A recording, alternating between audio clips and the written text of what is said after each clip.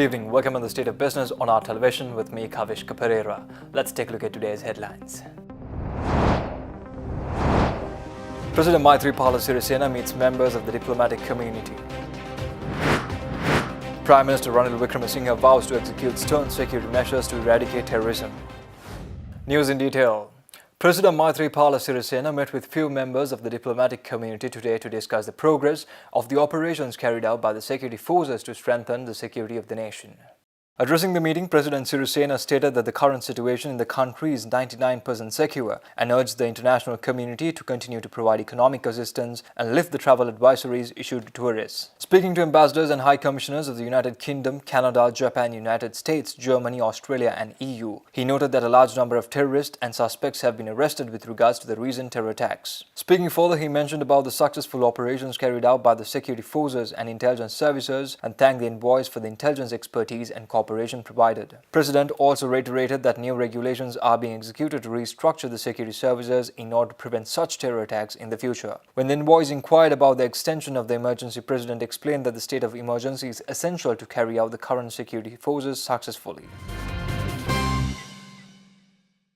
Addressing a meeting with a group of representatives of civil society and trade unions collectively at Temple Trees today, Prime Minister Ranil Wickremesinghe vowed to execute stern security measures to prevent terrorism within the country.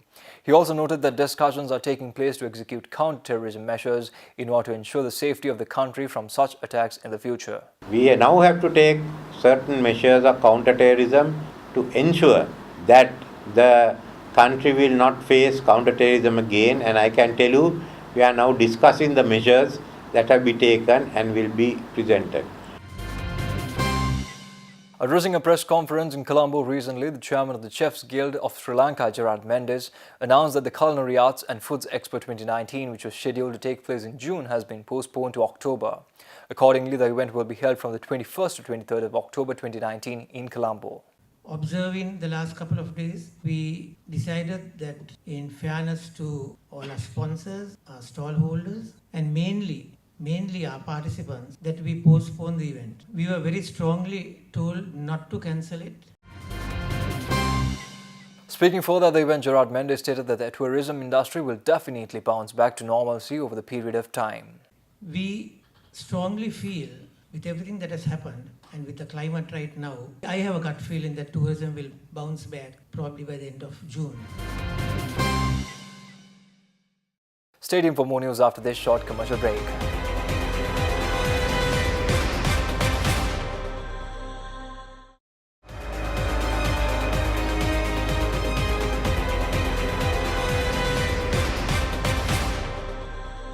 Welcome back.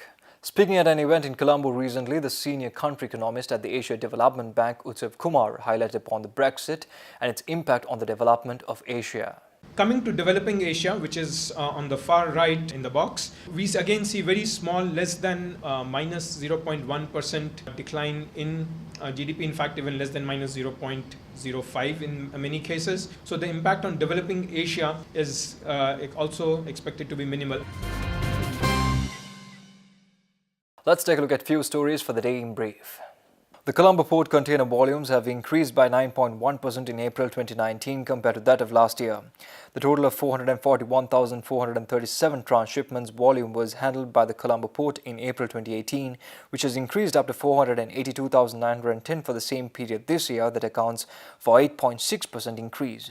Also, the container the Sri Lanka Ports Authority controlled terminals has shown a vigorous increase by 10.5%. Health, Nutrition and Indigenous Medicine Minister Dr. Rajitha Senaratne stated that prices of 64 drugs had been revised due to the depreciation of the rupee. The prices of 64 drugs increased by 14% this year due to the value of a dollar increasing up to 183 rupees.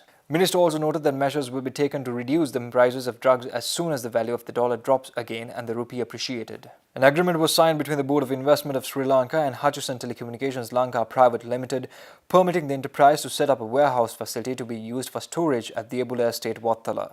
The main purpose of this agreement is to strengthen the telecom infrastructure within the country. The agreement was signed on behalf of the BUI by Chairman of the Board Mangalayappa and the Chief Executive Officer of Hutchison Telecommunications Lanka Private Limited, Thirukumar Nadarasa. Stay tuned for stock updates after this short commercial break.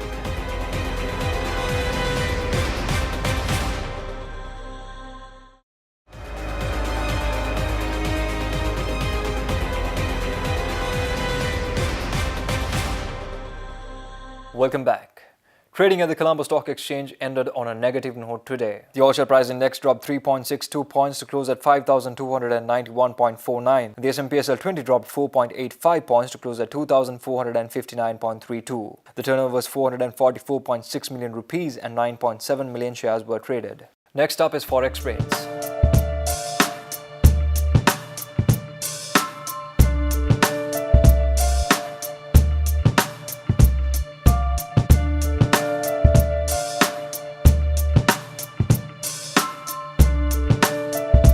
Well, that's a wrap of the bulletin for the day. Signing off with a promise for tomorrow at the same time with nothing but the latest. Thank you and good night.